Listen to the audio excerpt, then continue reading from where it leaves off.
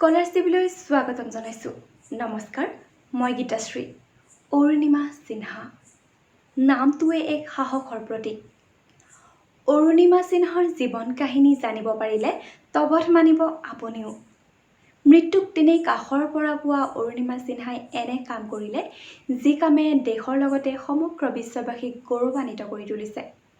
আহকচোন জানো দেশৰ সুসন্তান তথা প্ৰবল আত্মবিশ্বাসী আৰু সাহসী অৰুণিমা সিনহাৰ বিষয়ে। চন 2011ৰ কথা। ৰাষ্ট্ৰীয় পৰ্যায়ৰ ভলীবল খেলুৱৈ অৰুণিমা সিনহাক ট্ৰেইনেৰে লক্ষ্ণৌৰ পৰা দিল্লী আহি থকা অৱস্থাত ট্ৰেইনতে কেইজনমান দুৰ্বৃত্তই চলন্ত ট্ৰেইনৰ পৰা ঢকিয়াই দিয়ে। অৰুণিমাই পিন্ধি থকা সোণৰ চেইনত হাত দিয়াত অৰুণিমাই কোনোপধ্যে খুলিবলৈ নিদিয়াত জোৰেৰে ঢকা মাৰি পেলাই দিয়ে চলন্ত ট্ৰেইনৰ পৰা। ইফালে ট্ৰেইন আলিত সেই সময়ত অন্য এখন দুৰন্ত ট্ৰেইন আহি মুহূৰ্ততে কাটি থৈ যায় অৰুণিমাৰ এখন ভৰি। সেই সময়ত ৰাতি অৰুণিমাৰ কাঁতৰ চিঞৰ কোনেও শুনা নাছিল আৰু অৰুণিমা তাতেই পৰি ৰৈছিল 7 ঘণ্টা সময়। তেনে দুৰ্ঘোৰ ৰাতিত ট্ৰেইন আলিৰ কাষত পিটপিটাই থকা এন্দুৰ আহিও অৰুণিমাৰ আধা কটা ভৰিত কুটিবলৈ ধৰে। ৰাতিটো তাতেই বিশেষ যন্ত্ৰণাই মূৰ্ছা যায় অৰুণিমা সিনহা।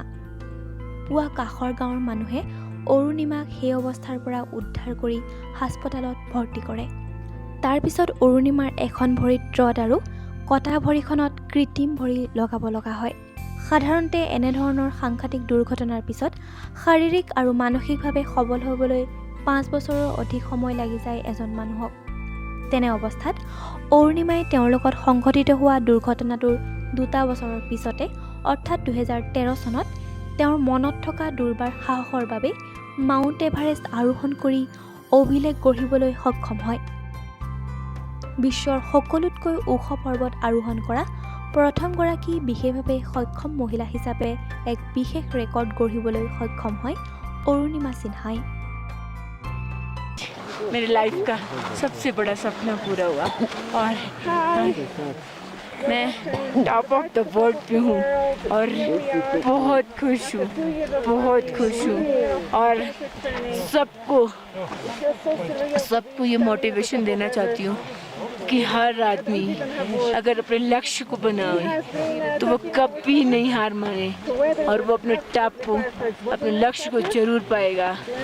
इसलिए जैसे मैं ऐसी हालात में होने के बाद भी मैं आज यहाँ हूँ। তেওঁৰ মনৰ অটুট বিশ্বাসে তেওঁক জীৱন যুদ্ধত হাৰিবলৈ নিদিলে। তেওঁক কেতিয়াও নিৰাশ হ'বলৈ নিদিলে তেওঁৰ মনত থকা প্ৰবল আত্মবিশ্বাসে।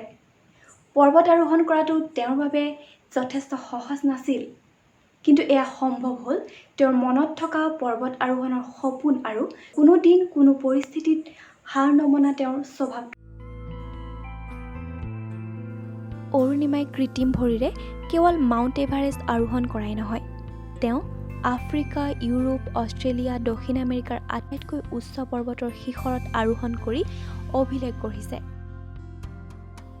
অৰুণিমাই এণ্টাৰ্কটিকাৰ সকলোতকৈ উচ্চ পৰ্বত শিখৰ এভাৰেষ্ট ভিনচেণ্ট মাছিভ আৰোহণ কৰি ভাৰতীয় পতাকা উৰুৱাবলৈ সক্ষম হয়। 1988 চনৰ 10 জুন তাৰিখে উত্তৰ প্ৰদেশত এইগৰাকী সাহসী মহিলাৰ জন্ম হৈছিল। মধ্যবিত্ত পৰিয়ালত জন্মগ্ৰহণ কৰা অৰুণিমাৰ সৰুৰ পৰাই খেলৰ প্ৰতি যথেষ্ট চখ আছিল। অৰুণিমাৰ পিতৃ সেনাৰ লেন্স নায়ক আছিল। অৰুণিমাৰ শৈশৱকালতেই পিতৃৰ বিয়োগ হৈছিল। অৰুণিমাই স্কুলত থকাৰ পৰাই ফুটবল খেলিছিল। পিছত ৰাষ্ট্ৰীয় পৰ্যায়ত ভলীবল খেলিবলৈ আৰম্ভ কৰে। আনকি নেশ্যনেল গেমছত 100 মিটাৰ দৌৰত তেওঁ স্বৰ্ণ পদক পাবলৈ সক্ষম হৈছিল। ইয়াৰ পিছতো এনে ভয়ংকৰ দুৰ্ঘটনাৰ সন্মুখীন হৈ আৰু নিজৰ প্ৰবল ইচ্ছা শক্তিৰ জৰিয়তে সেয়া বাস্তৱত ৰূপায়িত কৰিবলৈ সক্ষম হয়। 2015 চনত এইগৰাকী সাহসী প্ৰতিভাৱান মহিলাই বিশেষ অসামৰিক সন্মান পদ্মশ্ৰী বঁটা লাভ কৰে। তেওঁ এই বঁটা গ্ৰহণ কৰি এই বঁটা উৎসৰ্গা কৰে দেশৰ যুৱ প্ৰজন্মৰ নামত। অৰুণিমা সিনহা সঁচাই অতুলনীয়।